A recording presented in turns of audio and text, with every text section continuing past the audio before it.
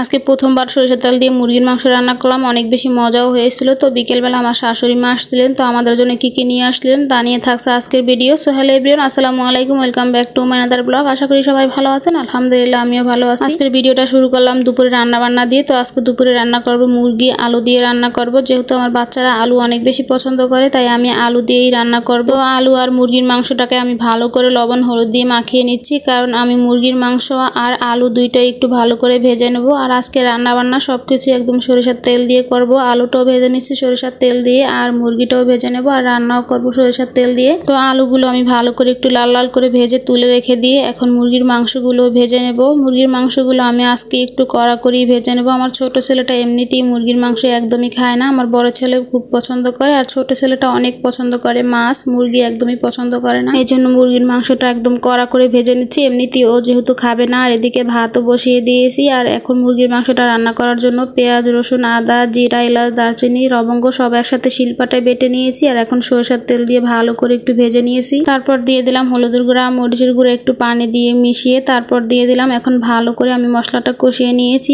আর এখানে আমি সমস্ত মাংসগুলো ভেজে নিয়েছিলাম, কিন্তু পাক চামড়াগুলো ভাজেনি, তাই ওগুলো আমি মশলার সাথে আগে ভালো করে কষিয়ে নিয়ে তারপর দিয়ে দিয়েছি আলুগুলো, আর এরপর দিয়ে দিলাম চিকেনগুলো। এখন ভালো করে নেড়েচেড়ে একটু কষিয়ে নেব, কারণ মুরগির মাংসটা ভালো করে কষিয়ে নিলে খেতে অনেক বেশি মজা হয়। আমি একদমই পানি দেইনি, মশলার সাথে ভালো করে কষিয়ে নিয়েছি। আর এখন পরিমাণ মতো একটু পানি দিয়ে দিলাম, একটু কম পানি দিয়ে দিলাম, যেহেতু আলু মুরগি দুইটাই ভেজে নিয়েছিলাম তাই একটু কম করে পানি দিয়েছি। এখন বেশ কিছুক্ষণ রান্না করে নেব। আর সাথে এখানে আমি একটু গরম মশলার গুঁড়া দিয়েছিলাম, ওটা আর ভিডিও করা হয়নি। আমি যে রাইস কুকারে ভাত বসিয়ে দিয়েছিলাম, ভাতটাও হয়ে গেছে তাই আমি ঝাঁপিতে ভাতটা ঢেলে দিয়েছি। আমি সব সময় ঝাঁপিতেই ভাত ঢেলে দিই, রাইস কুকারে একদমই বসা ভাত রান্না করি না, কারণ ফ্যান শুদ্ধা ভাত খেলে অনেকটা ফ্যাট বেড়ে যাবে তাই। আর এদিকে আমার মুরগির মাংসটা রান্না করা হয়ে গেছে। এখানে আমি একটু ভাজা জিরার গুঁড়ো দিয়ে নেড়ে চেড়ে চুলাটা অফ করে দিয়েছি। মুরগির মাংসের কালারটা দেখতে ঠিক যতটা সুন্দর হয়েছে, খেতেও অনেক বেশি মজা হয়েছে। এর আগে আমি কখনো সরিষার তেল দিয়ে মুরগির মাংস বা গরুর মাংস কোনোটাই রান্না করে খাইনি, আজকে প্রথমবার রান্না করলাম, আর অনেক বেশি মজাও হয়েছিল।